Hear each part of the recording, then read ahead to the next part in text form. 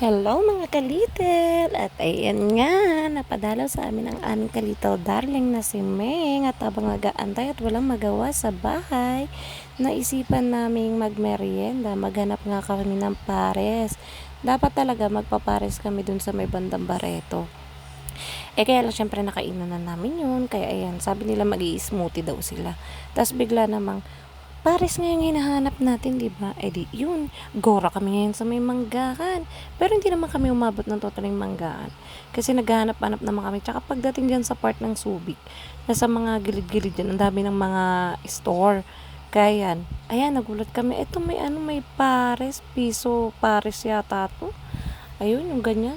Nasa gulat kami, yung pares nila may balot, tapos may chicharon, bulaklak, o saan pa kayo, diba? Syempre, na-amaze kami kasi yung picture na talagang nakakalaway, tapos yan, may balot nga.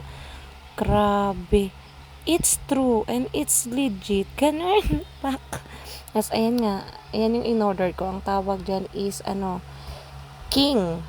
Pares king. Ibig sabihin yung nandun na yung may na siya, may balot, may baka, may laman, may taba, and especially may chicharong bulaklak na nakahalo na siya. Syempre, mas masarap yung chicharong bulaklak pag malutong. Kaya lang tinry ko na rin kasi minsan lang naman makakabalik pa rin naman tayo dyan, di ba mga kalitaw?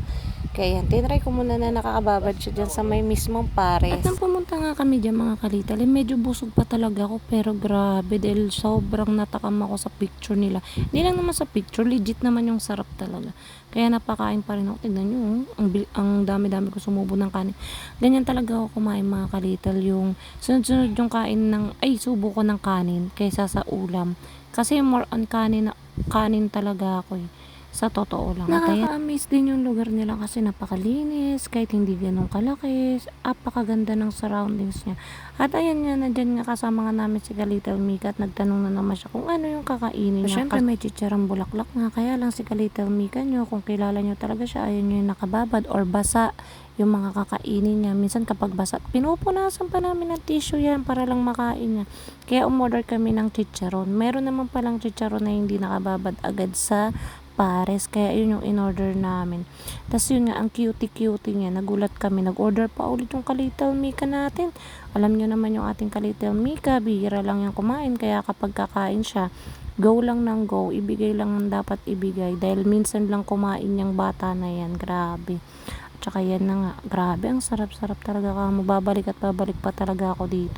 Tapos ibang naman yung kakainin ko, ibang menu naman para matikman natin lahat, diba? At saka sa lahat ng pares na natikman or nakainan namin, dito yung pinakamasarap. Minsan nga gusto pa namin dumayo ng Sambales para lang matikman yung pares nila doon, kasi alam nyo naman may kanya-kanyang technique sila sa pagluluto ng pares.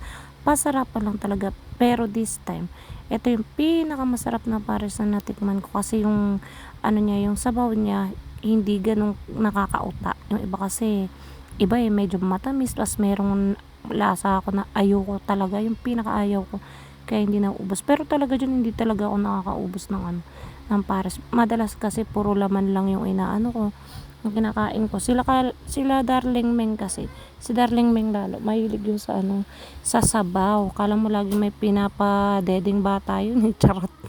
Ayan, malapit na nga kami matapos, at ayun nga, nagbayad na nga ako sa isa pang in-order ng ating Kalital Mika na chicharong bulaklak. Pero alam nyo naman, yung chicharong bulaklak, sobrang sarap naman talaga yan, lalo kapag may suka, maraming sibuyas, maraming sili. Ay nako, the best. Anyway mga Kalital, thank you for watching and follow for more videos. Bye!